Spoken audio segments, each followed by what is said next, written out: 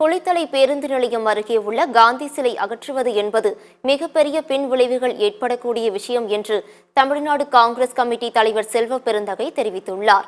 கரூர் மாவட்டம் குளித்தலை வழியாக செல்வ பெருந்தகை ஈரோடு சென்றார்.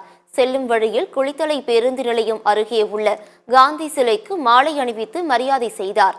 பின்னர் செய்தியாளர்களுக்கு பேட்டியளித்த அவர், பேருந்து நிலையம் அருகே உள்ள காந்தி சிலை யாருக்கும் இடையூறாக இருப்பதாக தெரியவில்லை என்று கூறினார்.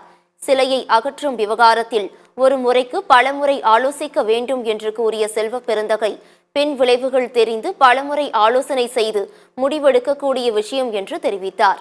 இது சம்பந்தமாக முதலமைச்சர் கவனத்திற்கு கொண்டு செல்வேன் என்று அவர் தெரிவித்தார். நகர்மன்ற கூட்டத்தில் தீர்மானம் நிறைவேற்றப்பட்டு சிலை அகற்றப்படுகிறது என்றால் இது துரதிருஷ்டவசமானது என்று செல்வ பெருந்தகை தெரிவித்தார். அதை எடுத்து வைக்கணும்னா என்ன காரணன்றத ஊர் மக்களுக்கு சொல்லணும், பொதுமக்களுக்கு சொல்லணும். எடுத்த கவுண்டர்கிட்ட தீர்மானத்தை போட்டு இது என்ன ஒரு நடிகருடைய சிலையா, இல்லை வேற யாராவது இந்த ஊரில் இருக்கிறவங்களுடைய சிலையா, அது மகாத்மா காந்தியுடைய சிலை, தேச தந்தையுடைய சிலை.